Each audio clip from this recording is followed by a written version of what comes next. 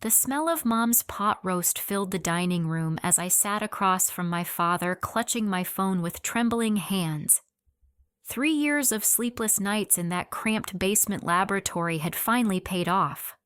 My quantum computing breakthrough was about to change everything, but as I opened my mouth to share the incredible news, Dad slammed his palm against the mahogany table, making the wine glasses shake. His cold gray eyes met mine with a look I had never seen before. Pure calculation. Pure greed. He slid a stack of legal documents toward me and spoke words that made my blood freeze. "We are selling your research, Erika. Sign here." My phone buzzed against my palm, displaying a notification that would turn this nightmare into my greatest triumph. I stared at the notification on my phone screen, my heart hammering so hard I thought it might burst through my chest. Patent application number 7894521, approved. Quantum Computing Architecture Innovation. Inventor Erika Sullivan. The message below made my hands shake even more violently. Initial bidding interest from 7 major tech companies. Starting value $1 billion. Dad reached for his Mont Blanc pen, the same one he used to sign million-dollar construction contracts. The gold tip gleamed under the chandelier light as he prepared to destroy my life with a signature. I looked up at him, this man who had raised me, taught me to ride a bicycle, helped me with algebra homework. Now he sat there like a stranger wearing my father's face. "Your little experiment is worthless," he declared, not even bothering to look at me. "TechCorp Industries is offering us $200,000 for your basement hobby. Take it or leave it." My stomach twisted into knots. $200,000 for work that was apparently worth $1 billion. I glanced at Mom, hoping to find an ally, but she stared down at her untouched green beans, her usually warm brown eyes avoiding mine completely. "Dad, you cannot do this," I whispered, my voice cracking. "This is my life's work, my research. You have no right to sell something that belongs to me." He laughed, a harsh sound that echoed off the cream-colored walls. "Rights. You conducted this research in my house using equipment I purchased, electricity I pay for. Everything you created belongs to this family. Specifically, it belongs to me." The words hit me like physical blows. I pushed back from the table, my chair scraping against the hardwood floor. "You funded some basic equipment, but the ideas, the innovation, the countless hours of work, that was all mine. Was it?" Dad pulled out his smartphone and showed me something that made my world tilt sideways. Security camera footage from the basement laboratory. Multiple angles showing me working at different times over the past 2 years. "I have been monitoring your progress, documenting every breakthrough. Legal counsel assures me that parental oversight of an adult child's activities on family property establishes clear ownership rights." The betrayal felt like ice water in my veins.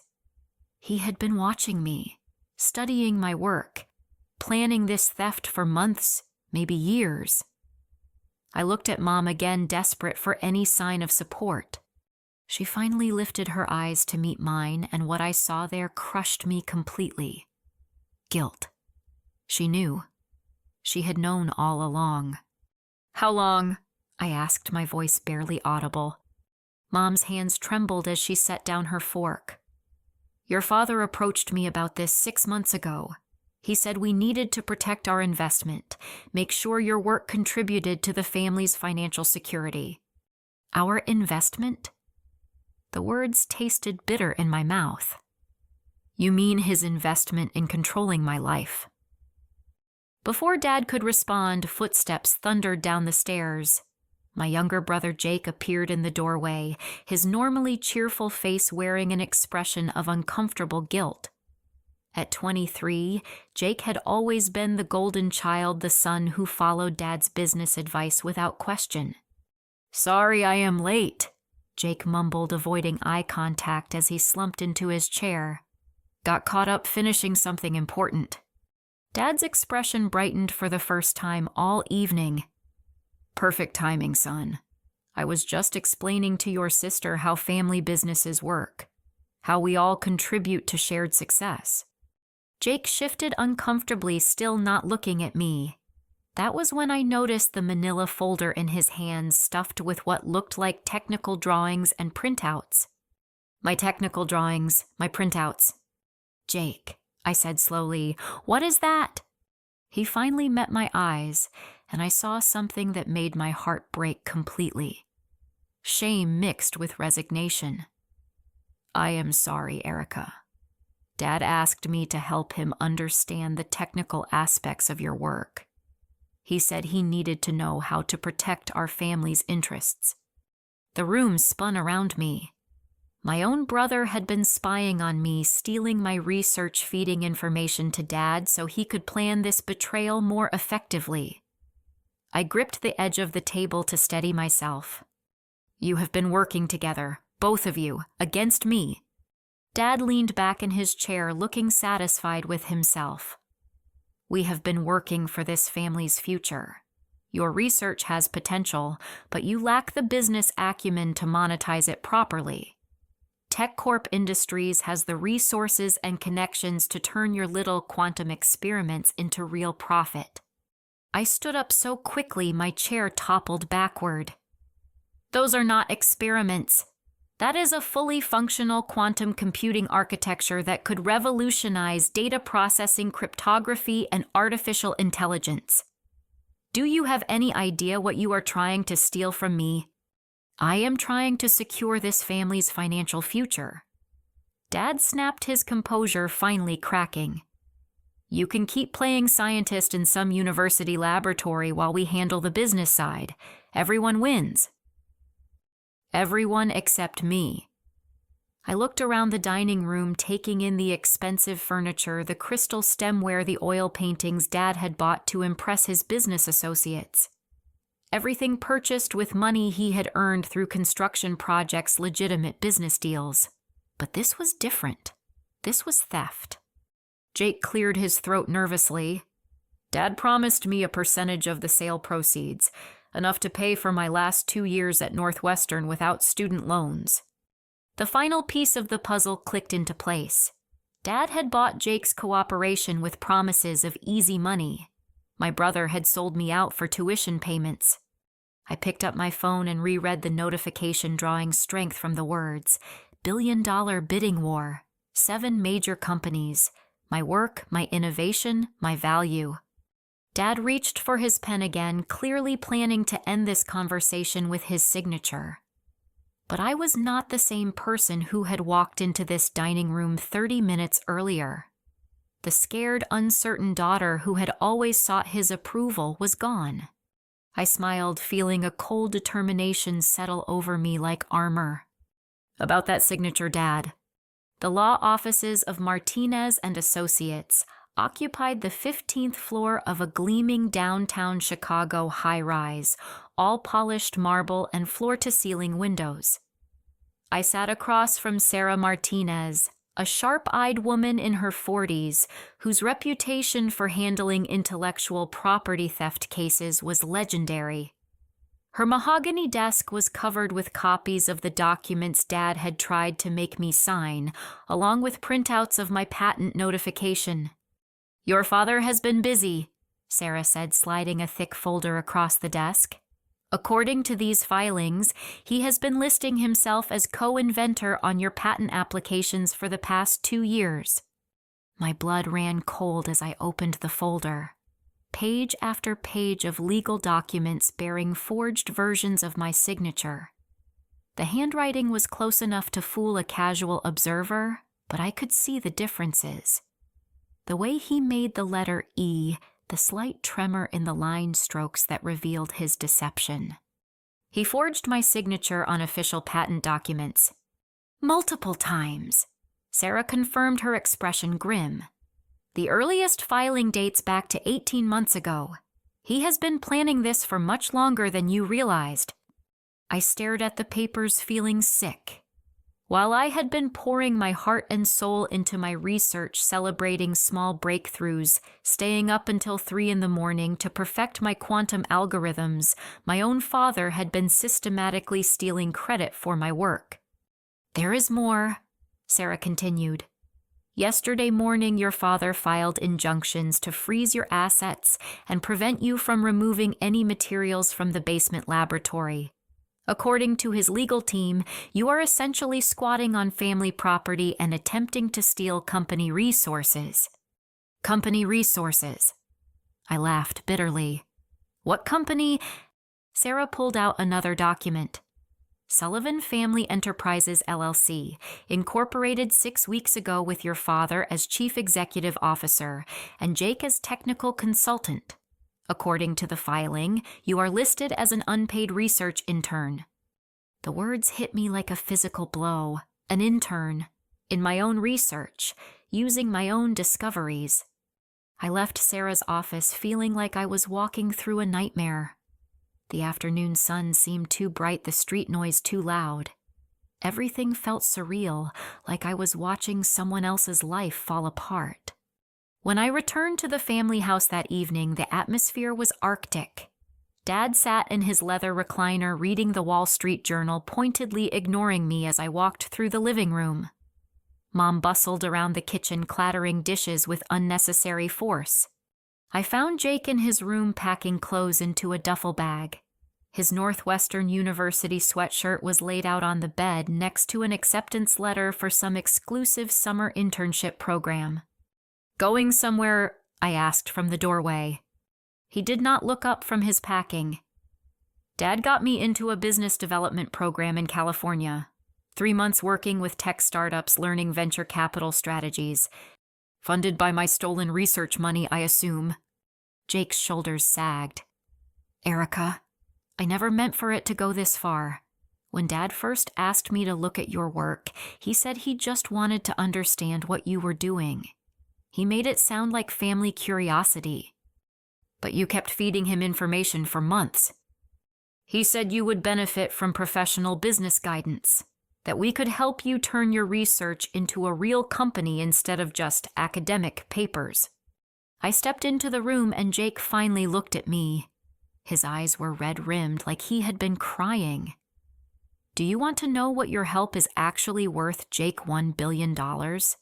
That is what legitimate companies are offering for my work. Dad tried to sell it for $200,000. Jake's face went white. $1 billion. Are you serious?" "Dead serious. So when you take that California internship, remember that you traded your sister's future for pocket change." I left him sitting there and headed downstairs to confront the real architect of this betrayal. Dad was still in his chair, but now he was on the phone speaking in low, urgent tones. "No, the situation is under control," he was saying. "My daughter is just having difficulty accepting family business decisions. She will come around once she understands the bigger picture." He saw me approaching and quickly ended the call. "Erika, I hoped you had come to your senses." "Whose call was that?" "Business associate. Nothing that concerns you." I sat down on the couch facing him, keeping my voice calm and level. "Everything about my research concerns me, Dad, especially when you are discussing it with people who are not family." His jaw tightened. "Your research is family property conducted on family premises with family resources. I have every right to discuss our business interests with potential partners." "Our business interests." I repeated the words slowly, letting them hang in the air. When did my life's work become our business interests? The moment you moved back into this house after graduate school. The moment you started using the basement I converted into a laboratory space for you. The moment you began consuming resources I provide. Resources like what? Electricity, internet access. The same things you provide for Jake. Jake contributes to this family. He helps with my construction business, brings in clients, understands how real business works. You hide in the basement playing with computer circuits. The dismissive tone in his voice ignited something fierce inside me. Those computer circuits are worth $1 billion, Dad. That is more money than your construction company will make in 10 lifetimes. His expression shifted, showing the first crack in his confident facade. 1 billion is an exaggeration. No research project is worth that much. I pulled out my phone and showed him the patent notification, along with follow-up emails from tech companies requesting meetings. Google, Microsoft, IBM, Apple, Amazon, Tesla, and SpaceX. All of them want to discuss licensing agreements for my quantum computing architecture. The bidding starts at 1 billion and goes up from there. Dad stared at the screen, his face cycling through disbelief, anger, and unmistakable greed. If this is real, then family financial planning becomes even more critical. We need professional guidance to handle this level of wealth responsibly. There is no we in this situation. You forged my signature, violated my trust, and tried to steal my life's work. The only thing we need to discuss is how you are going to fix this mess. Dad stood up, his 6-foot frame towering over me. I am still your father, Erika. I sacrificed to give you an education, a place to work, support, while you pursued your dreams. A little gratitude would be appropriate. Gratitude does not include signing over the rights to my innovations. Then you can find somewhere else to pursue your innovations. The words hung between us like a challenge.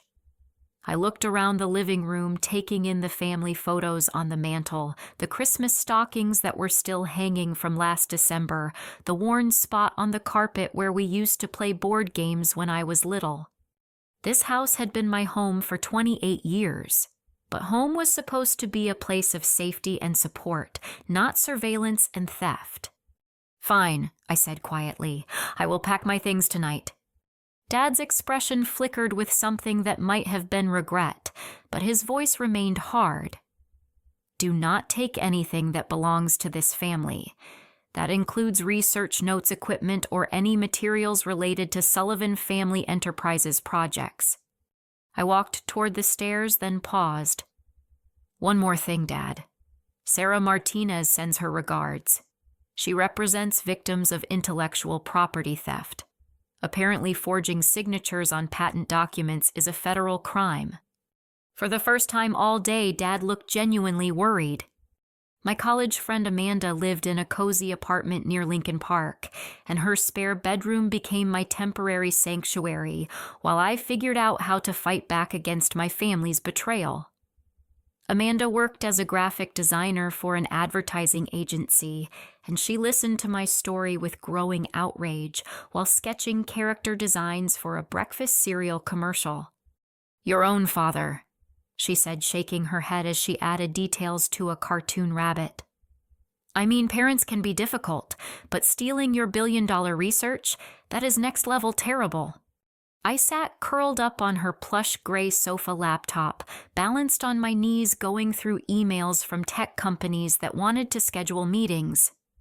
The interest in my quantum computing breakthrough was overwhelming, but Dad's legal maneuvers had complicated everything. The worst part is feeling like such an idiot, I admitted. All those months when he seemed interested in my work, asking thoughtful questions, encouraging me to explain complex concepts. I thought he was finally taking me seriously as a scientist. He was taking you seriously enough to steal from you. My phone rang and Sarah Martinez's name appeared on the screen. I answered immediately. Erika, we have a problem, Sarah said without preamble. I have been digging into the Tech Corp Industries connection, and this situation is more complicated than we thought. I put the phone on speaker so Amanda could hear. What did you find? Tech Corp Industries is owned by your father's business partner, Robert Chen. They have been planning this acquisition for at least 8 months, based on email records we subpoenaed. My stomach dropped. Robert Chen had been Dad's partner in several construction projects over the years. He had come to family barbecues, brought his wife to Mom's birthday parties. I had known him since I was 16. So this was never about protecting family interests, I said slowly. It was about delivering my research to Robert. It gets worse. University security footage shows Jake visiting your laboratory after hours on multiple occasions. He was photographing your research and transferring the images to external drives. Amanda stopped sketching and stared at me. Your brother was literally stealing your work. There is more, Sarah continued. I reached out to your graduate advisor at the university. Professor Thompson wants to speak with you immediately. He says there are things you need to know about your father's involvement with the university administration. An hour later, I sat in Professor Thompson's cluttered office surrounded by towers of physics journals and half-assembled experimental apparatus. Thompson was in his 60s, with wild gray hair and thick glasses, but his mind was sharp as a laser. He had been my mentor throughout graduate school, guiding my research and encouraging my most ambitious theories. Now he looked uncomfortable, fidgeting with a paperweight shaped like a molecule.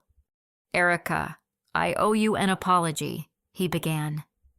6 months ago, your father contacted me requesting information about your research progress. He claimed to be concerned about your mental health and academic performance. My mental health. Thompson pulled out a folder containing official-looking documents. He showed me these papers suggesting you were struggling with depression and anxiety, that your family was worried about your stability. He said they needed to monitor your work to ensure you were not making dangerous or irrational decisions. I stared at the papers, recognizing more of Dad's forged signatures. According to these documents, I had been seeing a psychiatrist for severe mental health issues, and my family had been granted oversight of my academic activities. You believe this? Initially, yes. The documents looked legitimate, and your father seemed genuinely concerned. He asked me to send him periodic reports about your research milestones and any concerning behaviors I observed. What kind of reports? Thompson's face reddened with embarrassment. Progress summaries, copies of your research proposals, information about your breakthrough moments. I thought I was helping protect a brilliant student who might be struggling with psychological pressures. The betrayal felt like a knife twisting in my chest. Even my trusted mentor had been manipulated into spying on me. Dad had constructed an elaborate fiction that portrayed me as mentally unstable, justifying surveillance and control over my work. When did you realize something was wrong? 3 weeks ago, when your father asked me to provide copies of your final research data, he claimed the family needed complete documentation for insurance purposes in case your mental state led to self-destructive behaviors that could destroy years of work. And I started asking questions. I contacted the psychiatrist listed on your mental health documents. The address was fake. The phone number was disconnected. The doctor did not exist. I sat back in my chair feeling dizzy. Dad had created an entire fictional narrative about my mental state, complete with fake medical records to justify stealing my research. The level of planning and deception was staggering. Professor Thompson, this means the university administration might have been unknowingly cooperating with intellectual property theft. I am afraid so. I immediately contacted the dean and explained the situation. We are conducting a full investigation of our policies regarding family involvement in student research projects. I left Thompson's office feeling like the walls of reality were crumbling around me. Dad had not just stolen my work, he had systematically destroyed my relationships and reputation to facilitate the theft. How many other people had been fed lies about my mental state? How many potential collaborators or employers had been warned away from working with the unstable daughter of the Sullivan family? Back at Amanda's apartment, I found her boyfriend Marcus reading through printed copies of my research papers. Marcus worked as a software engineer for Quantum Dynamics, a startup company that specialized in quantum computing applications for financial modeling. Amanda showed me your situation, Marcus said, looking up from the papers. This is incredible work, Erika. I have been following quantum computing research for years, and your architecture design is revolutionary. Thanks, but right now I am more focused on keeping my family from stealing it. Marcus set down the papers and leaned forward intently. What if I told you that my company has been tracking your patent application process? We know about the billion-dollar bidding interest, and we want to help you retain ownership. Why would you help me? Because quantum dynamics believes in supporting independent researchers, and because we would rather work with the actual inventor than with some family business that acquired the technology through theft.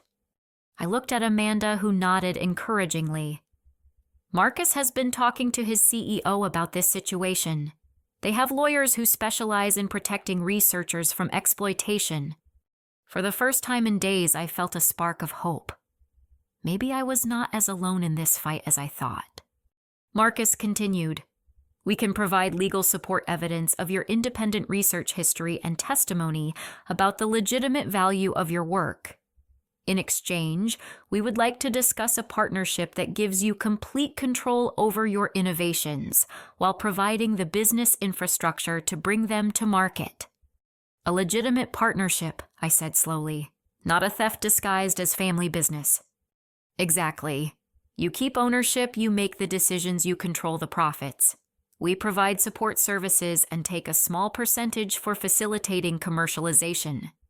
I thought about Dad's plan to sell my billion-dollar research for $200,000, keeping the profits for himself and throwing me a few crumbs of credit.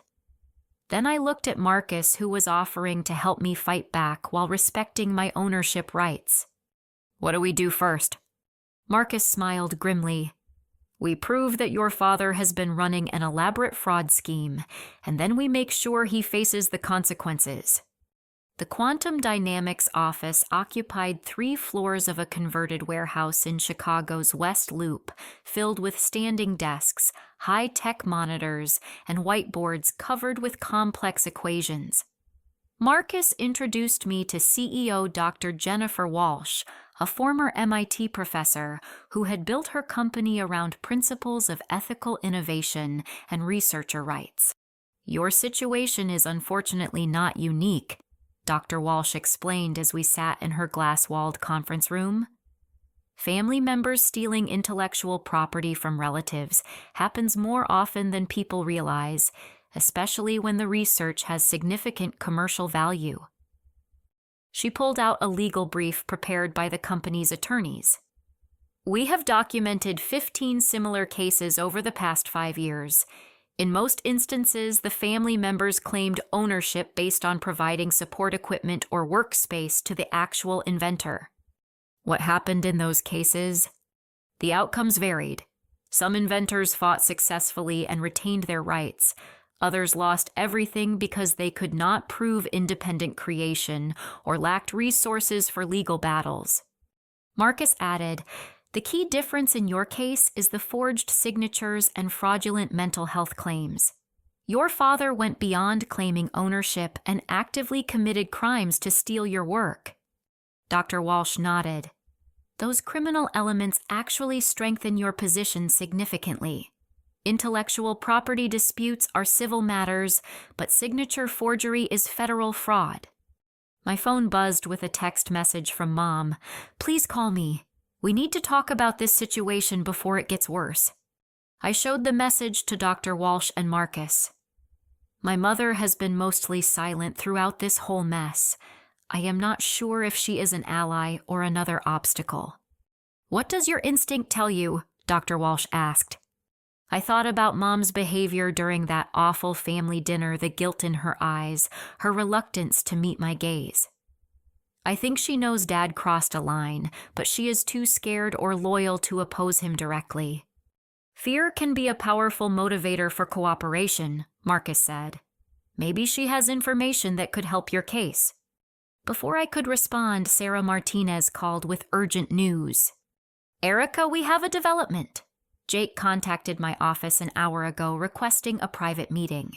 He says he wants to confess his role in the scheme before criminal charges are filed. My heart raced. Jake wants to cooperate. Apparently, he is scheduled to meet with federal investigators tomorrow morning. If his testimony supports your case, it could provide the evidence we need to prosecute your father for fraud and conspiracy. After the call ended, Dr. Walsh leaned back in her chair. Your brother might be realizing that he has more to lose by staying loyal to your father than by telling the truth. What do you mean? Marcus explained. If this becomes a criminal case, anyone who participated in the conspiracy could face charges. Jake might be trying to cut a deal to avoid prosecution. That evening, I sat in Amanda's apartment staring at my phone, debating whether to call Mom back. Finally, I dialed her number. Erika, thank goodness, Mom said, her voice thick with emotion. Where are you staying? Are you safe? I am fine, Mom. What did you want to talk about? There was a long pause filled with the sound of Mom crying softly. I have been thinking about everything that happened at dinner. Your father has been so focused on the business aspects of your research that I think he lost sight of what really matters. What really matters? You, our family. The fact that we are supposed to support each other, not exploit each other for financial gain. I felt a flicker of hope. Mom, do you understand what Dad has been doing? The forged signatures, the surveillance, the fake mental health records. Another long pause. I know about some of it. The monitoring equipment in the basement. The meetings with Robert Chen about selling your work. I did not know about forged signatures or fake medical records. Did you know Jake was copying my research? Mom's voice broke completely. Your father said Jake was just helping with family business documentation. I did not realize he was stealing your work.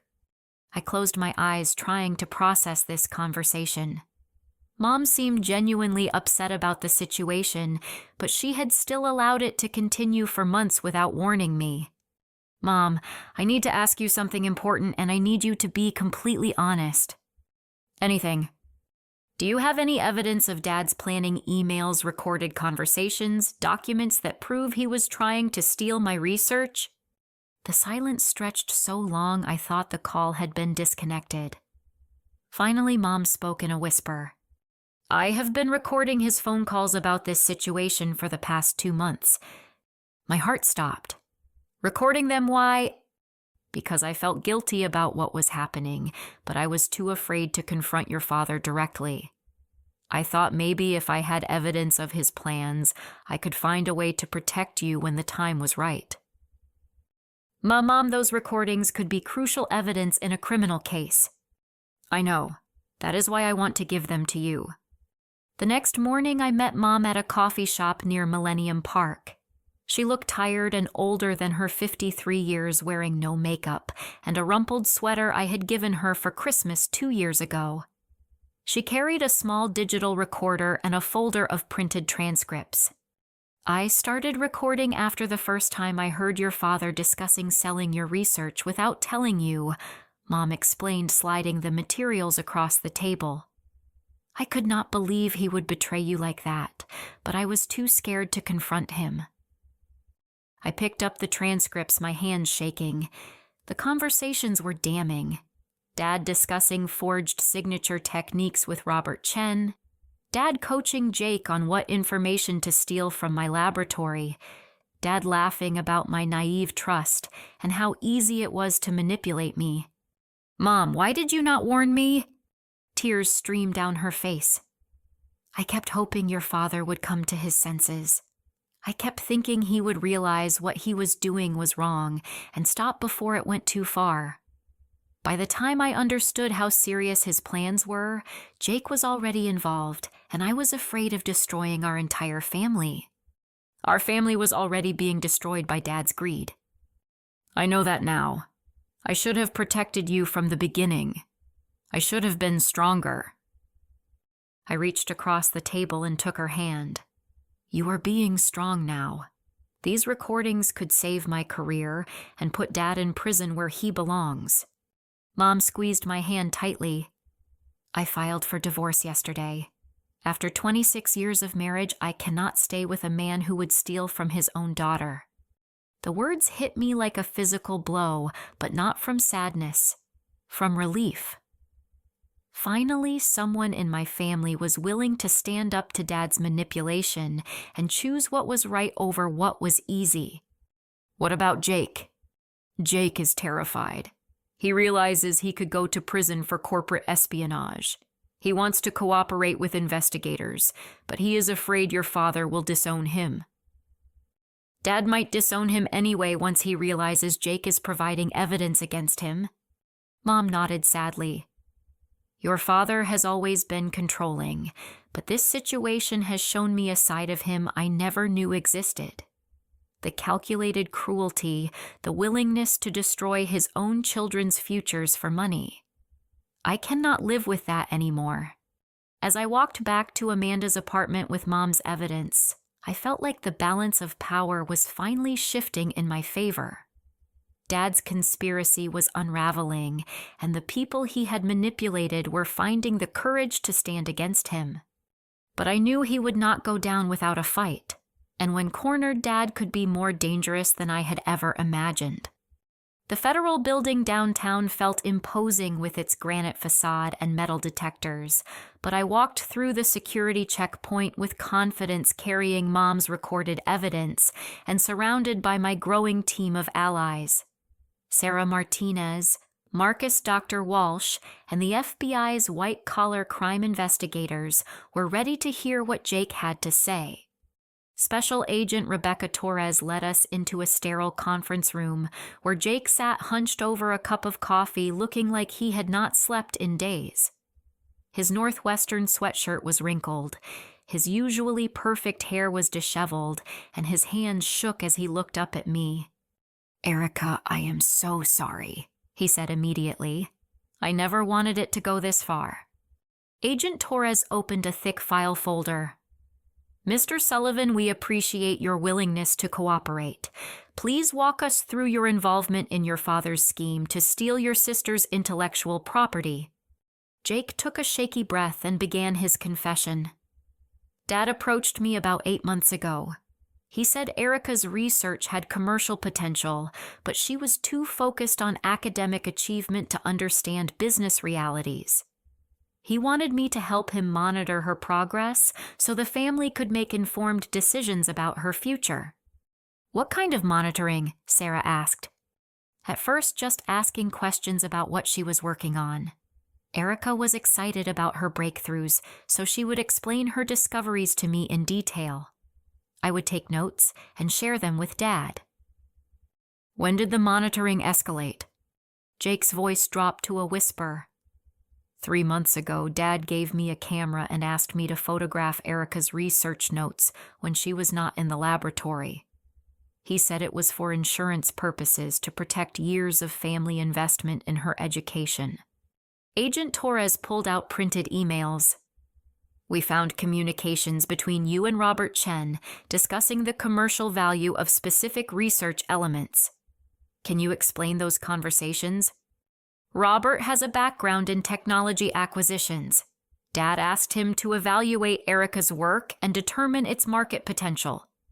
Robert said her quantum computing architecture could be worth millions if properly commercialized. But you did not tell your sister about these evaluations. Jake shook his head miserably. Dad said we needed to protect Erika from business pressures while she focused on perfecting her research. He made it sound like we were helping her by handling the commercial aspects. Marcus leaned forward. When did you realize this was not about helping your sister? 2 weeks ago when Dad showed me the TechCorp Industries purchase agreement. The numbers were way higher than anything we had discussed, and Erika was not listed as a party to the contract. When I asked about her involvement, Dad said she would receive appropriate compensation after the sale was complete. What kind of compensation? $50,000 and a job offer with TechCorp as a junior researcher. The room fell silent. $50,000 out of a multi-million-dollar sale. I felt sick thinking about how little my family valued my contributions. Agent Torres continued the questioning. Did you know about the forged patent applications? Not until yesterday when Dad asked me to sign an affidavit supporting his claim as co-inventor. When I read the documents, I realized some of the signatures were not Erika's handwriting. What did you do? I confronted Dad about the signatures. He said signature variations were normal in legal documents, and that as head of the household, he had authority to represent family business interests on official paperwork. Sarah pulled out the fake mental health records. Did you know your father created fraudulent psychiatric evaluations for your sister? Jake's eyes widened as he read the documents. I have never seen these before. Dad told me Erika was under stress from her research, but he never mentioned mental health treatment. Your father used these fake records to justify surveillance and control over your sister's work. Oh my God. Jake put his head in his hands. I thought I was helping with legitimate family business. I never intended to participate in fraud. Agent Torres closed the file. Mr. Sullivan, based on your cooperation and evidence of manipulation by your father, we are prepared to offer you immunity from prosecution in exchange for your testimony against him. Jake looked up at me with tears in his eyes. Erika, can you ever forgive me? I studied my little brother's face, seeing genuine remorse mixed with fear. He had betrayed me, stolen my work, and participated in Dad's conspiracy. But he had also been manipulated by someone he trusted, coached into believing he was protecting family interests rather than enabling theft. Jake, forgiveness is not something I can give you right now, but cooperation with the investigation is a good first step toward making things right. After Jake's testimony, Agent Torres briefed us on the next steps. We have enough evidence to arrest your father on federal fraud charges. The forged signatures alone constitute multiple felonies, and the conspiracy with Robert Chen adds additional counts. What about TechCorp Industries? Dr. Walsh asked. Robert Chen is claiming he was unaware of the fraudulent aspects of the acquisition. His lawyers are arguing he believed he was negotiating a legitimate family business transaction. Marcus frowned. That seems convenient. We are investigating Chen's level of knowledge and involvement. If we can prove he knew about the fraud, he will face charges as well. Sarah Martinez pulled out her own folder of documents. I have more evidence that might interest you, Agent Torres. While investigating TechCorp Industries, we discovered Robert Chen has been involved in 3 previous intellectual property disputes involving questionable acquisition methods. What kind of disputes? Accusations of stealing research from university laboratories, manipulating independent inventors into unfavorable contracts, and using insider information to acquire patents before the actual inventors could file applications. Agent Torres took notes rapidly. This suggests a pattern of behavior rather than an isolated incident. Exactly. We believe Chen specifically targeted Erika's research because of its extraordinary commercial value, and he worked with her father to create a fraudulent acquisition scheme. I felt a surge of satisfaction. Dad and Robert had not just betrayed me, they had walked into a federal investigation that could destroy both of their careers and land them in prison. But the best news was still to come. Marcus's phone buzzed with a text message. He read it quickly, then grinned at me. Erika, you need to see this. He showed me the message from his CEO. Patent bidding war has escalated. Current high bid is $1.4 billion. 3 more companies have entered the competition. Congratulations. $1.4 billion. My research was not just valuable. It was becoming one of the most sought-after technological innovations of the year. Agent Torres smiled grimly. Your father tried to steal a $1 billion patent for $200,000. When this case goes to trial, that financial disparity will make his motives very clear to a jury. As we left the federal building, I felt something I had not experienced in weeks, hope. The walls of Dad's conspiracy were crumbling, my allies were fighting back effectively, and my research was gaining recognition for its true value. But I knew Dad would not surrender quietly. Cornered men could be unpredictable, and he still had cards to play. The real battle was just beginning. The news broke on a Tuesday morning while I was reviewing licensing agreements with Dr. Walsh. Marcus burst into the conference room waving his phone, his face flushed with excitement. "They arrested him," he announced breathlessly. "FBI agents picked up your father at his construction office 2 hours ago." I stared at Marcus, hardly believing the words. After months of betrayal and manipulation, Dad was finally facing consequences for his crimes. Sarah Martinez called minutes later to confirm the details. Federal agents executed search warrants at your father's office home and Robert Chen's TechCorp Industries headquarters, Sarah explained. They seized computers, financial records, and communication logs that document the entire conspiracy. "What about Robert?"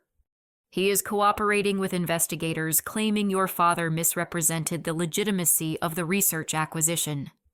Robert says he believed he was negotiating a standard family business transaction." Dr. Walsh leaned forward. "Is his cooperation genuine, or is he trying to minimize his legal exposure?" "Unknown at this point. But here is the interesting development. TechCorp Industries issued a public statement this morning withdrawing their bid for your patent and apologizing for any involvement in fraudulent acquisition attempts." The words sent a thrill through me. TechCorp's withdrawal was not just a legal victory. It was public vindication that my research had been targeted by criminals rather than acquired through legitimate business practices. But the most satisfying news came that afternoon. Mom called while I was having lunch with Amanda, her voice lighter than it had sounded in months. "Erika, I have something to tell you. The recordings I provided to investigators included conversations where your father explicitly discussed forging your signatures and manipulating patent applications to steal credit for your work." He confessed to fraud on tape. "Multiple times. He bragged to Robert about how easy it was to fool you and the university administration. He laughed about your trust and called you naive for not protecting your research from family interference." The cruel laughter I remembered from that awful family dinner now made perfect sense. Dad had not just been dismissing my work. He had been celebrating his successful manipulation of everyone around him. "There is more," Mom continued. "The FBI found evidence that Robert Chen has been running a systematic intellectual property theft operation for years. Your case was just the latest in a series of fraudulent acquisitions targeting independent researchers and university laboratories." "So this was not personal. I was just another victim in their business model." "Exactly, which actually strengthens your case because it proves premeditation and pattern of criminal behavior." That evening, Jake called for the first time since his FBI testimony. His voice was shaky but determined. "Erika, I wanted you to know that the federal prosecutors offered me witness protection if I am willing to testify against Robert Chen as well as Dad. Are you going to accept?" "Yes. I realized that Dad and Robert used me just as much as they used you. I was never a partner in their scheme. I was a tool they manipulated to steal your research." I felt a complex mixture of emotions toward my brother, anger at his betrayal, sympathy for his manipulation, and cautious hope that he was finally choosing the right side. "Jake, there is something you should know. The patent value has increased to $1.4 billion. The silence stretched so long I thought the call had been disconnected. $1.4 billion, Jake finally whispered. And Dad tried to sell it for $200,000. That is exactly right. You helped him steal something worth 7,000 times more than what he was willing to accept. Oh my God, Erika, I am so sorry. I had no idea the scale of what we were destroying. The following week brought a cascade of positive developments. Dr. Walsh's legal team finalized partnership agreements that gave me complete control over my research while providing the business infrastructure to commercialize my innovations. The university issued a formal apology for their unwitting cooperation in Dad's surveillance scheme and established new policies to protect student researchers from family exploitation. Most importantly, the patent auction began. Sitting in Dr. Walsh's conference room surrounded by lawyers and business advisors, I watched as some of the world's largest technology companies submitted bids for licensing rights to my quantum computing architecture. The numbers climbed steadily: 1.6 billion, 1.8 billion, 2 billion. Marcus sat beside me providing commentary on each bidding company and their potential applications for my research. Google wants to integrate your architecture into their quantum cloud computing services. Microsoft is planning quantum artificial intelligence applications. IBM sees potential for quantum cryptography systems that could revolutionize data security. What about Tesla and SpaceX? Elon Musk is interested in quantum computing applications for autonomous vehicle navigation and spacecraft guidance systems. The final auction results exceeded everyone's expectations. The licensing package sold for $2.3 billion, making my quantum computing research one of the most valuable technological innovations in recent history. But the most satisfying victory was still personal. Dad's trial began 6 months later, and I testified about the years of manipulation, surveillance, and theft that had nearly destroyed my career. Jake's testimony provided crucial insider details about the conspiracy, while Mom's recordings played for the jury demonstrated Dad's calculated cruelty and criminal intent. The prosecution's case was overwhelming. Dad was convicted on 12 counts of federal fraud and sentenced to 18 months in minimum security prison. Robert Chen received a longer sentence for his pattern of intellectual property crimes, targeting multiple victims. During the sentencing hearing, Dad finally looked at me directly for the first time since that awful family dinner. His expression was no longer arrogant or dismissive. He looked broken, defeated, and perhaps finally aware of what his greed had cost him. He mouthed the words, "I am sorry," across the courtroom, but I did not respond. Some betrayals were too deep for simple apologies. The judge's final words summed up my feelings perfectly. "Mr. Sullivan, you attempted to steal your daughter's billion-dollar innovation and reduce her to an unpaid intern in her own research. Your crimes represent not just fraud, but a profound violation of family trust that caused immeasurable harm to a brilliant young scientist. This sentence reflects the severity of your betrayal and serves as a warning to others who might exploit family relationships for criminal gain." As I left the courthouse surrounded by my new chosen family of allies and supporters, I felt something I had not experienced in over a year: peace. Justice had been served. My research was being used to advance human knowledge and technological capability, and I had learned the difference between family loyalty and enabling criminal behavior. The nightmare was finally over and my real life could begin.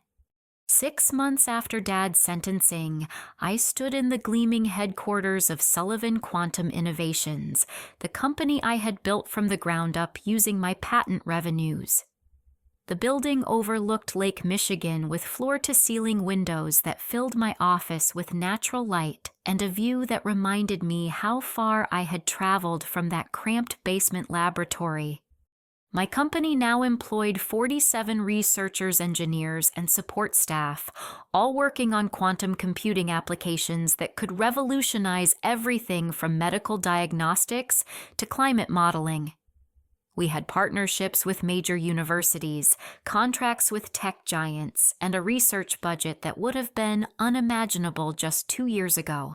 But the real measure of success was not the money or the recognition.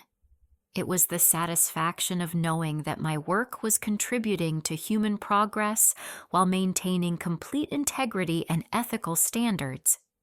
Amanda knocked on my office door, carrying a cup of coffee and wearing a huge smile.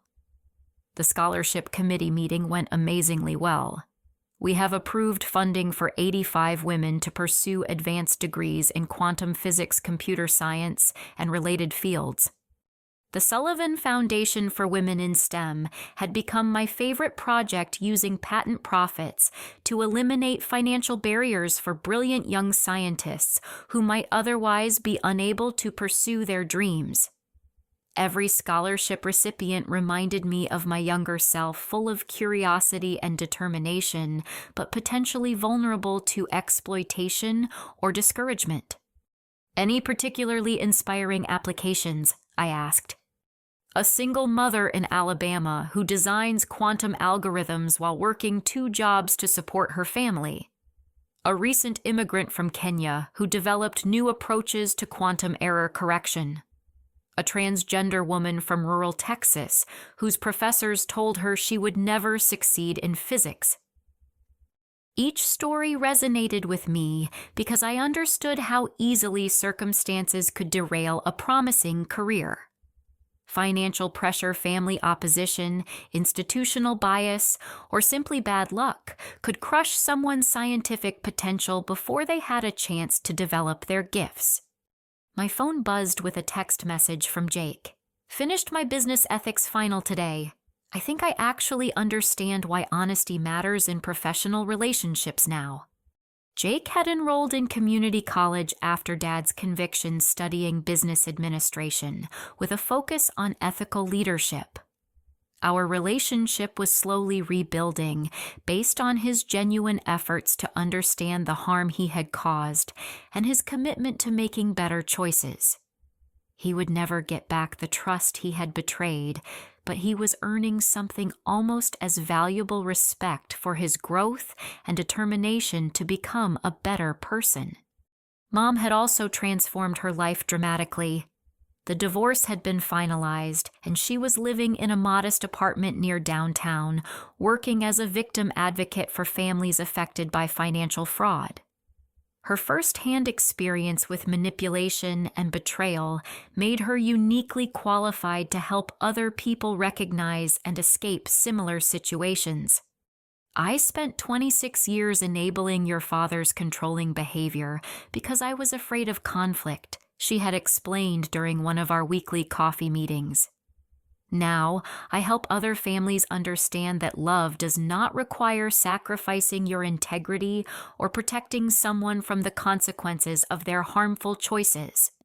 Mom's work had introduced her to a community of survivors and advocates who appreciated her insights and welcomed her contributions. She was building a new identity based on helping others rather than maintaining family appearances, and the change was remarkable. She looked younger, more confident, and genuinely happy for the first time in years. The most unexpected development involved Marcus and Dr. Walsh, whose partnership had evolved into a romantic relationship that surprised everyone, including them.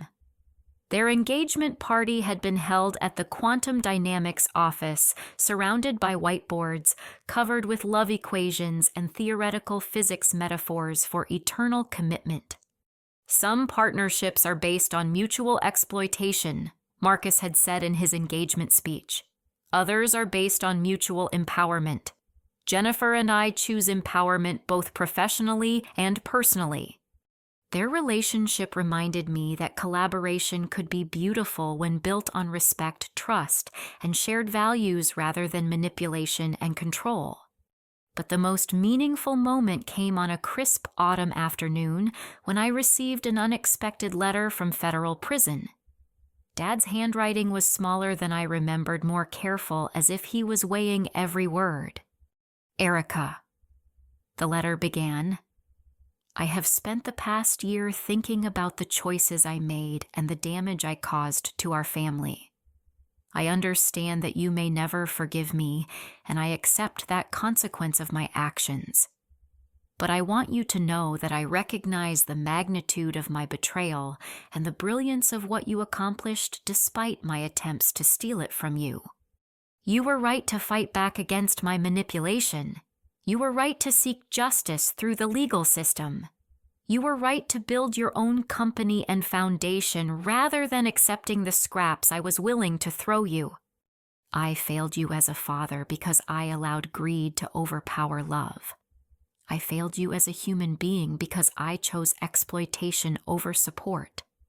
Nothing I can say will undo that harm, but I hope my acknowledgement of these truths provides some measure of closure. I am proud of the scientist you have become and the positive impact you are making on the world.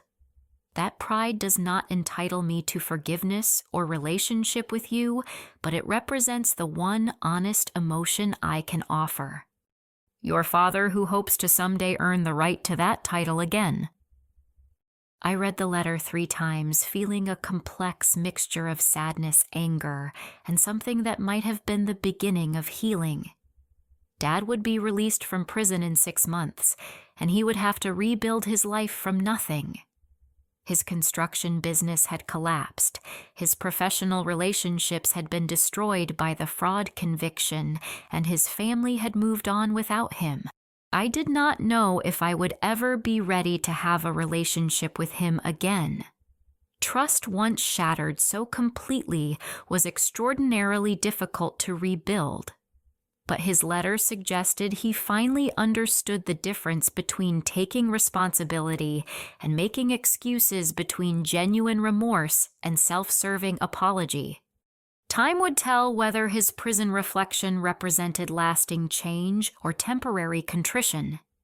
That evening, I stood before a crowd of 200 women at the National Conference for Women in Science, preparing to deliver the keynote address about perseverance, integrity, and the importance of protecting your intellectual contributions from exploitation. 2 years ago, I began, "My own father tried to steal research that is now worth over $2 billion. He manipulated my family, forged my signatures, and created fake mental health records to justify his theft.